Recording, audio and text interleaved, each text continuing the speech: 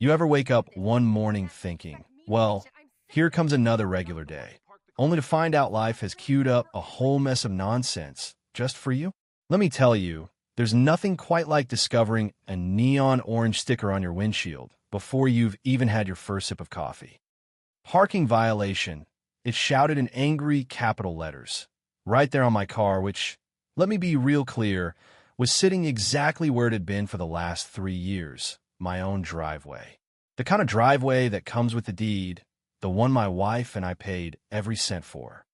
That was the moment I realized, in my little HOA-run kingdom of manicured lawns and matching mailboxes, there are some folks who truly believe a title on a name badge is the same as a badge on their soul. I've worked in commercial real estate and property management most of my adult life.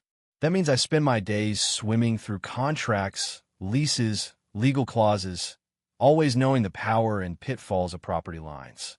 But personally, I keep things quiet. Nice townhouse, good neighbors, most of them, my wife, and I'm minding our own business. The HOA, though, the HOA, runs the neighborhood with the kind of enthusiasm you usually reserve for Olympic tryouts. Curtains have to be approved colors. Trash cans out more than 30 minutes after pickup. Violation. Plant a daisy where a tulip should be. Someone will snitch, trust me. But hey, the property values are solid, the commute works, and the drama mostly stays at those board meetings. Or so I thought. Running this tight ship is a guy I'll call the president, because he sure acts like one. He's the type who treats every Thursday night meeting like he's chairing the UN Security Council, suit and all, voice booming through a microphone in a room where everyone can hear him just fine. His best buddy, the treasurer, is always 2 beats behind, harping about maintaining standards, his nose so high up you'd think he was smelling fresh-cut dollar bills. What nobody at these meetings knows is that, behind the scenes, I've been buying up rental properties in the complex for years, quietly, through a faceless LLC called Northwood Holdings. It's business, not gossip. I figured, why draw attention? My wife and I paid our dues, waved politely, never caused a scene, which made it all the more infuriating when that peace shattered one Tuesday morning, all thanks to a fresh-off-the-press premium parking permit system. Now, apparently, the apron of every driveway, the part connecting to the street, was suddenly common area, and that meant you needed a special permit to park in your own drive, or it'd cost you $50 a day. I thought it was a prank. I called the HOA, got the president himself. He didn't even bother with my name. The new rules apply to everyone. No exceptions. Maybe you should consider apartment living if you can't keep up. No sympathy, no sense, just pure, unfiltered arrogance. The kicker? You can appeal, he said, but fines keep stacking up until then. And they just hired a parking consultant to keep things in check. Consultant. That word stuck in my head like a burr. So I showed up at the next meeting, walking into the community center that looked suspiciously like a makeshift courtroom. The president at the head, his cronies lined up, maybe 15 neighbors scattered in the folding chairs. When my turn came, I laid it out calm and simple. My deed includes my driveway. I parked there for 3 years. Where's the legal basis for this new fee? Cue the bored smug chuckles, like I was a toddler asking why the sky's blue. The president, with that infuriating smile, said, "Our consultant determined driveways fall under HOA jurisdiction now." The treasurer piped up, not so subtly glaring at me about outside investors lowering standards. He didn't know I'd been here longer than him. It clicked right there. Someone was making money off these fines, and it wasn't just the HOA. Turns out, the president's consultant was his 20-something nephew, driving around in a golf cart, clipboard in hand, slapping violation stickers for every infraction. Word got out he was getting a cut of every fine. Nice family business, right? Suddenly, the fines kept piling up. Now my car, parked in my own driveway, was unsightly because of a scratch on the bumper. Aesthetic violation, they called it. Then they said I should park inside my garage, out of sight. Every day, 50 more bucks. It got so bad, one day I came home and found my car missing, towed right off my own property. $200 to get it back. The tow guy handed me paperwork with the president's signature. That night, The HOA sent me a letter so thick with condescension, it practically dripped off the page. Educate yourself about contract law, they wrote, before challenging board decisions.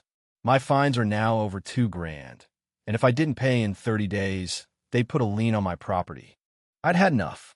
I dug into the property records, cross-checked rental lists, and that's when I found the real kicker. The president, Mr. Authority, was renting his own home from my LLC.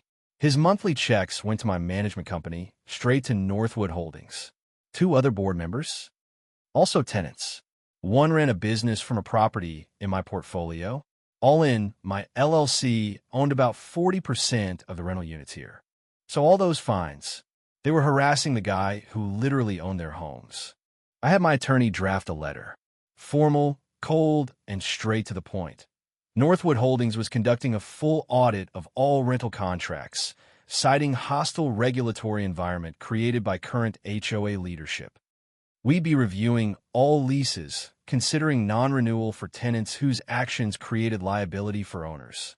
Any leaseholder harassing property owners could face immediate non-renewal or a 300% rent increase to cover the extra costs. That letter hit the board members like a thunderclap. Within 2 days, my phone started ringing. First the treasurer, suddenly all about reasonable solutions. Then the president, left 3 voicemails, voice changing from bossy to panicked. I didn't pick up. My attorney sent a second letter with non-negotiable terms. Reverse all fines with interest, fire the parking consultant, issue a public apology, and freeze HOA dues for 5 years. The president wanted to meet neighbor to neighbor. I insisted we do it with lawyers and a court reporter present. Thursday rolled around. I showed up in a suit, my attorney by my side. The president looked like he hadn't slept in a week. The meeting lasted less than 20 minutes. They agreed to every demand. Within days, the apology was published, the fines refunded, the nephew gone, and the 5-year dues freeze announced. You know what happened next? The president resigned for personal reasons, couldn't afford the rent after I didn't renew his lease. The treasurer and another member stepped down too. The new board focused on actual issues, used the refunded fines to throw a neighborhood block party. Burgers, hot dogs, ice chests full of soda. For the first time, neighbors who'd only ever exchanged polite waves actually talked, laughed, acted like a real community. The old board members, they avoid me now, cross the street, eyes glued to their phones whenever I'm out walking my dog. My wife, she thinks it's all hilarious. She keeps joking about putting up a sign in our driveway. Management reserves the right to refuse service. Life's better. The petty rules have relaxed. No more sticker shock, no more threats. Most folks have no idea I own a big chunk of the rentals here. That's still my business. But word's out. The quiet guy in the corner house is not someone to push around when it comes to property rights. Funny thing, tenant satisfaction has skyrocketed since the board changed hands. The whole place feels lighter, less tense. New people move in, old ones stay longer, and property values climb. The ex-president never found another place nearby. Last I heard, he finally took his own advice and moved to an apartment complex across town.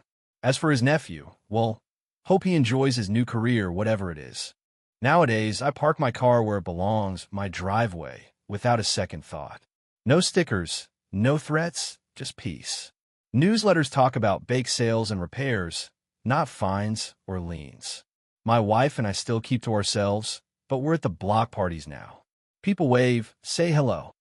The whole place feels human again. And here's what I learned. Whenever someone in power starts inventing new rules out of thin air, follow the money.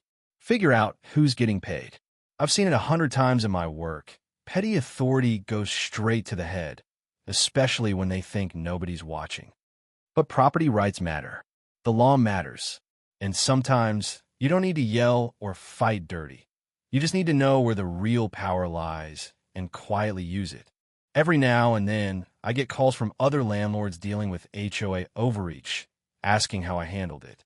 I tell them, read your deeds, know your contracts, and don't let a clipboard or a title scare you. If they're getting rich while making your life miserable, odds are you have more leverage than you think. This place is thriving now, happier, healthier, freer. Folks aren't scared of leaving their trash out or mismatched curtains anymore. People are just living, and that's the way it should be, right? Respect goes a lot farther than rules ever could. When you treat people fairly, good things happen. That's the kind of neighborhood I want to live in, and it's worth every bit of hassle to get there. But let me ask you, where's the line between protecting a community and just plain abusing your authority? Ever dealt with someone who let a little power go to their head? I'd love to hear your story. Drop your experience in the comments below, or let me know, what would you have done differently?